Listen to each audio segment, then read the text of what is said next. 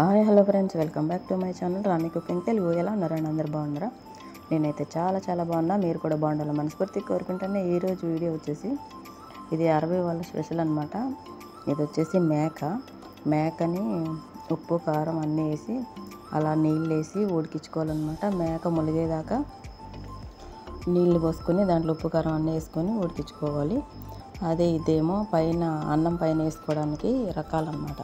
శనగపప్పు ఇదేమో మేకలో వస్తుంది కదా, గుండెకాయ ఏదో అంటారు, దాన్ని కూర వండి పైన చల్లుకుంటారు అనమాట. ఉల్లిపాయలు, ఈ టమాటా, నిమ్మకాయలు పైన డెకరేషన్ కోసం ఇవన్నీ, కొత్తిమీర. అలాగే అది ముందు చూసింది అయితే డక్కూస్ అనమాట. ఇది మేక ఉడికిన తర్వాత దాని పైన పెట్టి మళ్ళీ ఫిరంలో పెడతారనమాట ఫ్రై చేయడానికి. నూనెతో కాదు, లోపల పొయ్యిలోనే ఒక పిరంగన వచ్చిద్ది, దానికి గ్యాస్ లాగా వస్తుంది అనమాట లోపల. దాంట్లో పెట్టి ఇవి కాలుస్తారు. తలకాయ, సైడ్లు, కాళ్ళు అవన్నీ కట్ చేసి ఇట్లా నీట్గా ఉడికించిన తర్వాత ఇది నెక్స్ట్ స్టెప్ అనమాట.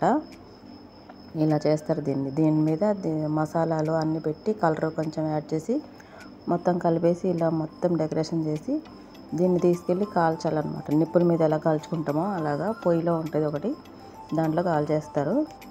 ఇలా ఫ్రై లాగా అయిపోతుంది అనమాట మనకి. కాకపోతే నూనె అనేది ఉండదు. దీనికోసం అన్నం అనమాట. అన్నానికి మసాలా దినుసులు, స్టార్ పువ్వు, యాలకులు, మొగ్గలు, చెక్క, దాల్చిన చెక్క, కొత్తిమీర, కరివేపాకు అన్నీ వేసుకొని కలుపుకోవాలన్నమాట. ఇలా ముందుగా పొయ్యి మీద పెట్టి నూనె వేసి అలా ఉడికించరు. ఇలా నార్మల్గా ముందు డేక్ష పెట్టి దాంట్లో మసాలాలు అన్నీ వేసేసుకోవాలన్నమాట. దాల్చిన చెక్క, స్టార్ పువ్వు, సాజీరా చూడండి, కొత్తిమీర సన్నగా కట్ చేసి పుదీనా కూడా వేసుకోవాలి. లాస్ట్లో చూపిస్తాను. ఇది ఒక 10 కేజీల గిన్నె అనమాట. ఇది ఒక 4 కేజీలు 5 కేజీలు ఇంట్లో వరకు ఇలా ఫంక్షన్ చేసుకుంటారు వీళ్ళు. బటర్ కూడా వేస్తున్నాం చూడండి.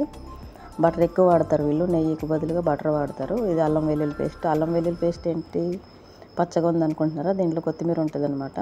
కొత్తిమీర ఎక్కువ ఉన్నప్పుడు అల్లం వెల్లుల్లి పేస్ట్లో వేసి కలిపేసుకొని మిక్సీ పడతాము, అందుకే అలా ఉంటుంది అనమాట. కొంచెం నూనె, వేపుకున్న బ్రౌన్ ఆనియన్స్ అనమాట మొత్తం వేసి ఎసరు కొలుసుకొని పెట్టేసుకుంటాము. అట్టేసరు అనమాట ఇది. ఇప్పుడు చూసారా, పొయ్యి అయితే ఎక్కిచ్చేసాము. పొయ్యి మీద పెట్టిన తర్వాత ఇలా ఒకసారి కలిపేసుకొని నిమ్మకాయ, ఒక బద్ద నిమ్మకాయ పిండేసుకుని ఆ బద్ద కూడా అందులో వేసేసేయాలి.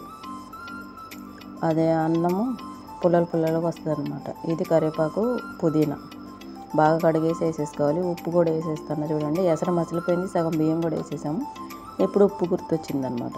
ఇప్పుడు ఆ ఉన్న బియ్యాన్ని కూడా వేసేసుకోవాలి చూడండి. ఇలా పొడుగ్గా ఉన్న గట్టి తీసుకొని కలబెట్టుకోవాలి. ఇది పెద్ద పొయ్యి అనమాట. ఇలా అన్నంకి మేక వండేటప్పుడు ఇలాంటి పొయ్యిలు ఉపయోగిస్తారనమాట ఇక్కడ.